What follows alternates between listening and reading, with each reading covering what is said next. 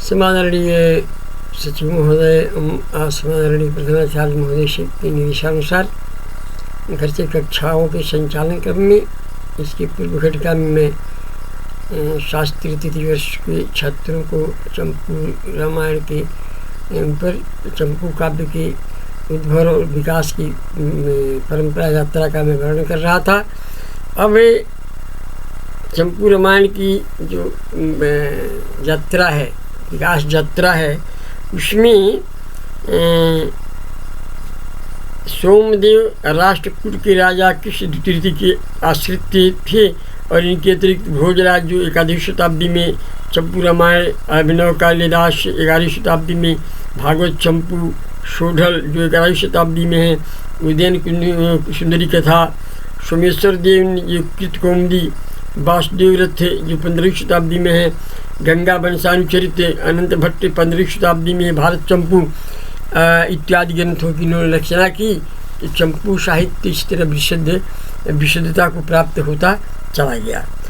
17वीं और उसी में वरदराजाम्बिका परिणय चंपू, राय चूड़ामणि दीक्षित जो 16वीं शताब्दी में है, उनका भारत चंपू, और जीव गोस्वामी जो 16वीं शताब्दी के हैं, उनका गोपाल चंपू, मित्र मिश्र 17वीं शताब्दी में है, उनका आनंद चंपू, और चिदम्बर का जो है जो 16वीं शताब्दी के हैं, उनका जो है भागवत कथा के आधार पर भागवत चंपू, और शेष कृष्ण जो 16वीं शताब्दी में है वो पारिजात हरण चंपू लिख कर के चंपू काव्य की परंपरा को और भी समृद्ध बनाते हैं।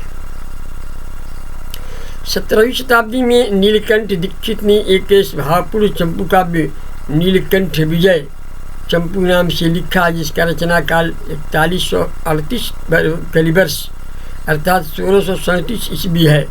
इस परंपरा में चक्र कवि 17वीं शताब्दी ने द्रौपदी परिणय चंपू लिखा। तदनंतर वेंकटाध्वरी जो 17वीं शताब्दी में है कि 4 चंपू काव्यों को लिखकर इस विषय को और अपनी ख्याति को और भी प्रकाशित किया। और विश्वगुणादर्श चंपू, बरदाभ्युदय चंपू और उत्तर चंपू, श्रीनिवास चंपू इत्यादि है चंपू ग्रंथ और भी लिखे गए। इस तरह चंपू काव्य की परंपरा क्रमशः अपने विस्तार को प्राप्त करती चली गई और धीरे धीरे चंपू काव्यों का एक अच्छा सा आडंबर, एक अच्छा सा जो है आकार यहाँ लग गया।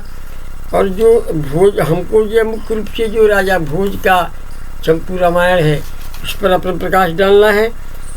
फिर भी इसके विषय में, इसकी विशेषता के विषय में कुछ जान लेना भी परम आवश्यक है, परम जरूरी है, क्योंकि चंपू काव्य के विषय में बिना जाने उस पर जो है कोई कार्य करना समुचित नहीं है। तो ये त्रिविक्रम भट्ट का जो प्रख्यात जमुना त्रिविक्रम है, और फिर घंटा माँ के तथा रत्नाकर की तरह रसिक आलोचनाओं ने जिस पद्म के रमणीय भाव का प्रमुग्ध होकर उन्हें यह नाम प्रदान किया, वे नलचंपू है। नलचंपू में आया है कि उदयगिरिगतायां प्राग प्रभा पाण्डुताया मनुसरति निवेशिनी शीते श्रृंगमस्ताचलस्य यत् किमपि तेजः साम्प्रतं व्योममध्ये सलिलमिव विभिन्नं जाह्नवं साम्नं च। रात का अवसान हो चला है, प्रभात की बेला समीप है। राजा को निद्रा से जगाने के लिए बैताली कह रहा है कि हे राजन, प्रभात हो रहा है। उदयगिरिगतायां प्राक प्रभा पाण्डुतायाः अनुसरति निशीथे श्रृंगमस्ताचलस्य। प्रभात हो रहा है, उदयगिरि के शिखर पर प्रभा के कारण प्रकाश चमक रहा है। उधर अंधकार अस्ताचल की चोटी पर निवास करने के लिए जा रहा है। इसमें आकाश के बीचों बीच कोई अवर्णनीय तेज, प्रकाश और अंधकार के सम्मिश्रण से उत्पन्न तेज शोभित हो रहा है। जान पड़ता है मानो नील वर्णा जमुना के जल से संगत पूर्ण सलीला श्वेत नीरा आकाश गंगा का जल हो। पहले तो मंडल में केवल आकाश गंगा की ही उत्पत्ति कभी जिन्होंने ज्ञात की थी, परंतु इस स्थान पर त्रिविक्रम ने अपनी मौलिक प्रतिभा के बल पर जमुना की भी अवतारणा की है। इसीलिए इस मनोरम सूक्ति की प्रसन्न होकर आलोचकों ने अपनी जमुना त्रिविक्रम इसे कहा है। इसे जमुना त्रिविक्रम की उपमा दी गई है। इस तरह से आगे चल कर के फिर जो है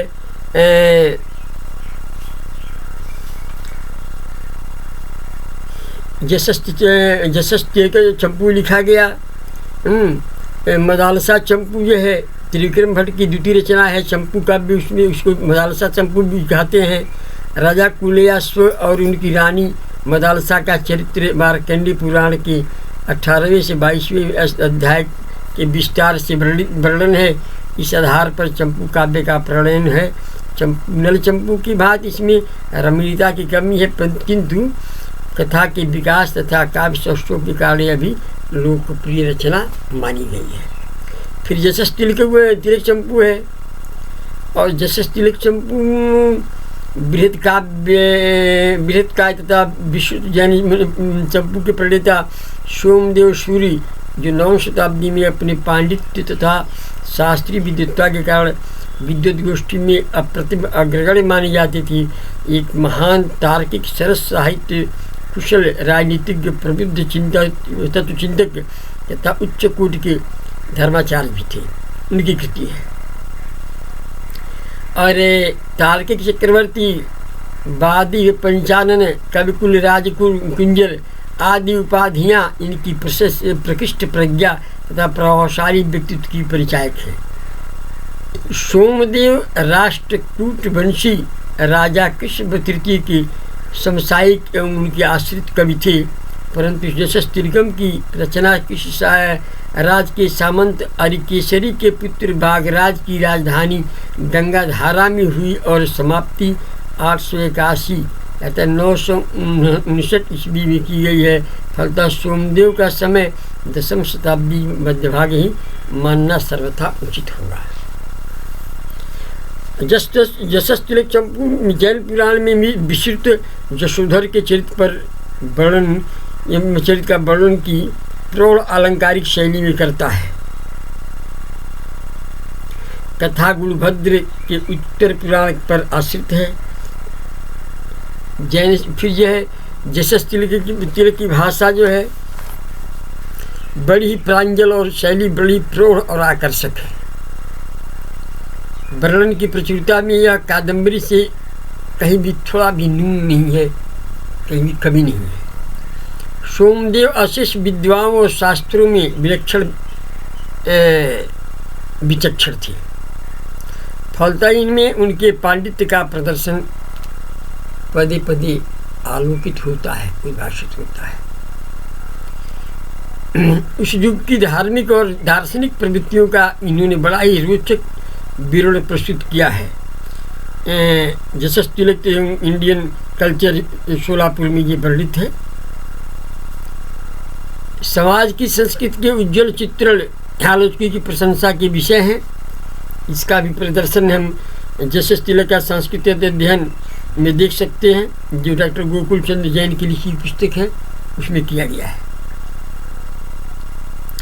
कवि में उच्च कोटि की प्रतिभा है। पद्यों में, गुंफन में तथा प्रकृति के चित्रण में सोमदेव के प्राधान्य सात्विक जीवन के उपासक संत पुरुष हैं। इसलिए उनके काव्य में धर्म तथा नीति संबंधी सूक्तों का बाहुल्य होना स्वाभाविक ही है। वर्णित तथा मात्रिक दोनों प्रकार के छंदों का चयन इस चंपू काव्य में किया गया है। परोपदेशे पांडित्यम का भी बड़ा सुंदर चित्रण इसमें किया गया है। विचक्षण किंतु परोपदेशे न स्वस्य कार्ये शक्नोपि लोकः नेत्रं हि दूरेऽपि निरीक्षमाणम् आत्मावलोके स्वसमर्थमेव। स्त्री पुरुष की परस्पर अनुरक्ति का निर्देश इस रुचिर पद्य में देखने को मिलता है।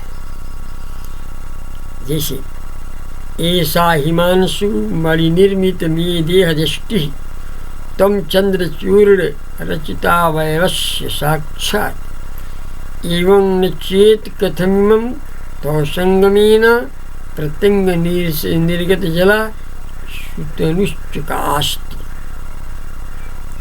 वर्षा ऋतु की जलधारा का कितना सुंदर इन्होंने वर्णन किया है, द्रष्टव्य है। भूयः पयः प्लव निपातित शैल श्रृंगे पर्जन्य गर्जित वितर्जित सिंह पोते सौदामणि द्युतिकरालित सर्व की कये कम देश माश्रयतु डिम्भवती गृंगी। ये इनकी कविताओं का सौंदर्य सौष्ठव है। इसके बाद जीवनधर चंपू एक नामक ग्रंथ जो है, प्रख्यात जैन चंपू जीवनधर चंपू हरिश्चंद्र की रचना है। ये हरिश्चंद्र धर्म शर्मा अभ्युदय काव्य के रचयिता हरिश्चंद्र से अभिन्न माने जाते हैं। ये उत्तर पुराण में वर्णित जैन साहित्य में विश्रुत जीवनधर की कथा का साहित्यिक रूप वादी भसिंग निपद्य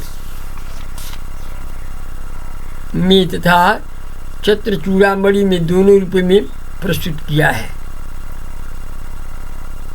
उसके बाद उदय सुंदरी कथा का वर्णन है। उदय सुंदरी सोढ़ की रचना उदय सुंदरी कथा इससे प्राचीन है।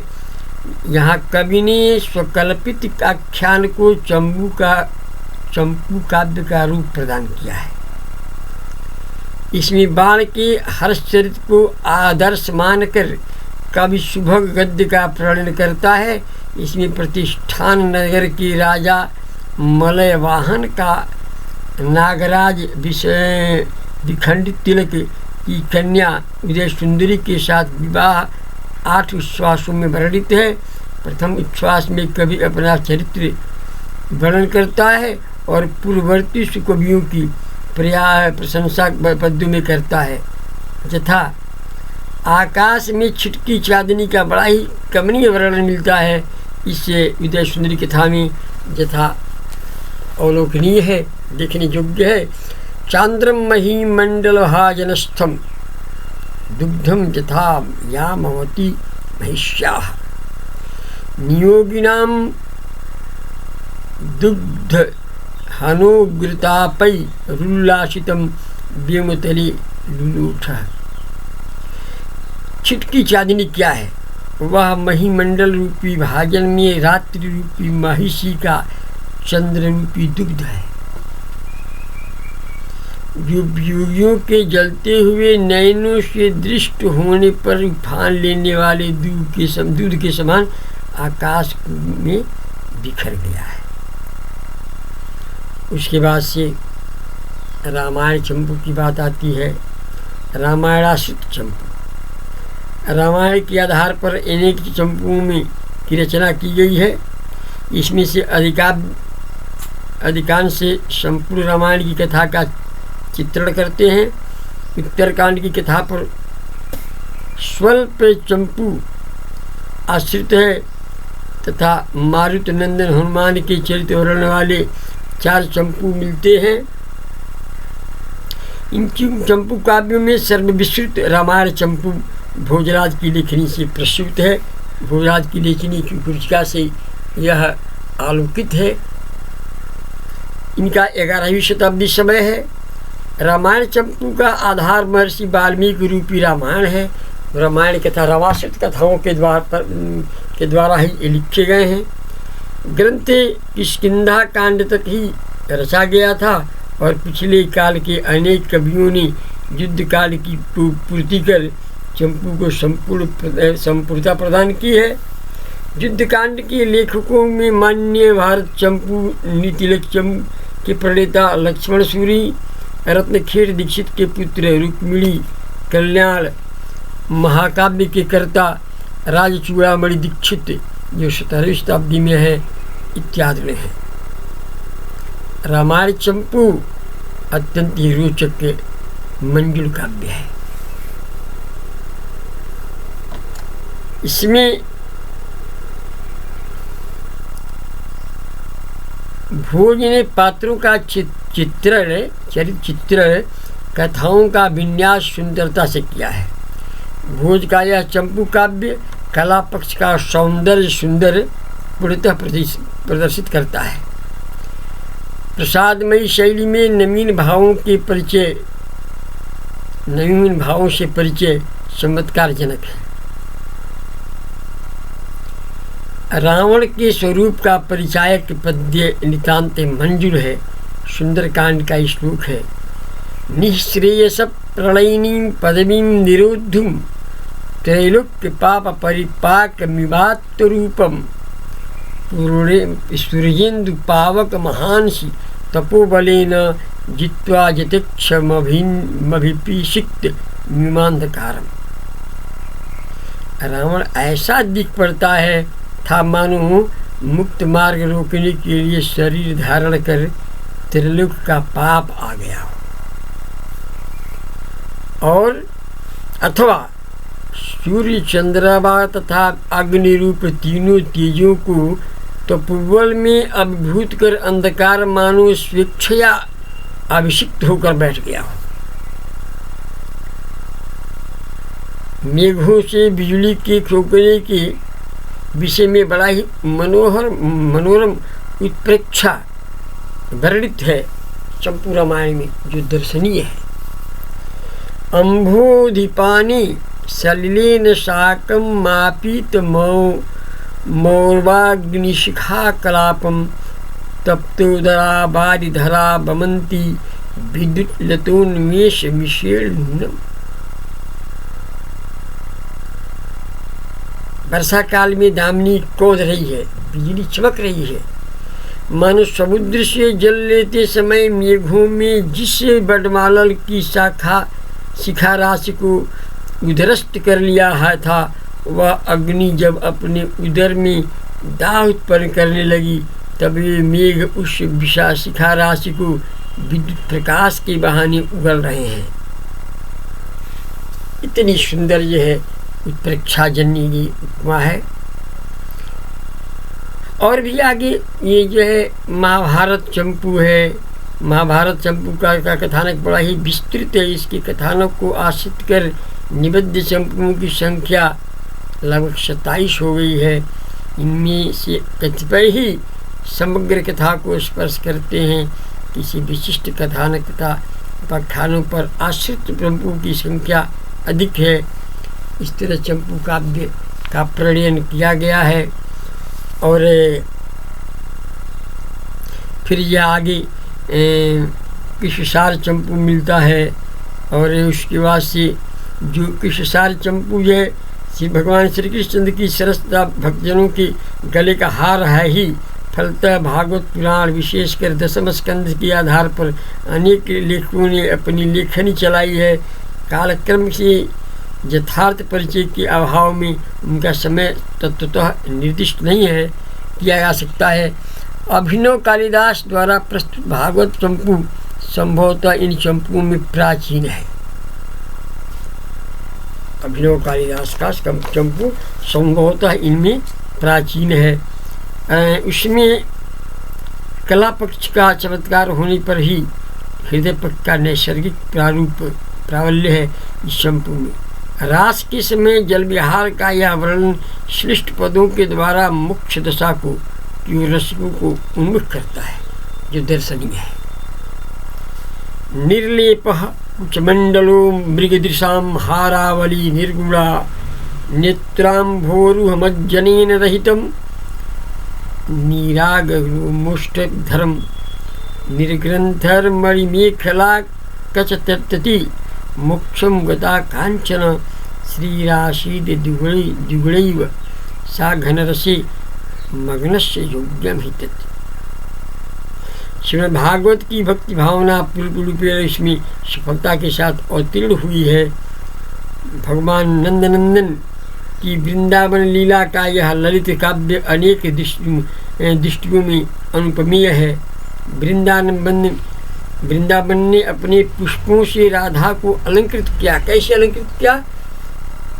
देखिए, कचौघे पुन्नागम बकुल मुकुलै बकुलमुकुलानि भ्रमरति स्वप्रोशोकं सीमन्ते स्रवसि सहकारस्य कलिका स्तनाग्रे भासन्ति कुसुमदल मालेति कुसुमैः स्वयं वृन्दाराधं सपदि मुदेका ममुदेलंकृतवती। इस तरह जीवित गोस्वामी का गोपाल चंपू और फिर श्री कृष्ण की लीलाओं पर आश्रित एक मुक्ता चरित्र चंपू है, पौराणिक चंपू है, और नीलकंठ दीक्षित का एक नीलकंठ विजय चंपू है, मत्स्यावतार प्रबंध नामक एक चंपू है। इस तरह चंपू काव्यों की एक बृहद श्रृंखला हमारे संस्कृत साहित्य में वर्णित है, जिसका समय पर इस पर संक्षिप्त सूत्रोक्त प्रकाश डाल देना विश्व गुणादर्श चंपू है, बेकाराध्वरी चंपू है, समर पुंगव दीक्षित का यात्रा प्रबंध चंपू है। इस तरह चंपू काव्य की एक बृहद श्रृंखला है, जिस पर दिंगमात्र में कुछ इस पर प्रकाश डाल दिया हूँ। और भोजराज प्रबंध का जो चंपू रामायण है, उसको जो है कल से क्रमशः आपको हम पढ़ाना शुरू करेंगे।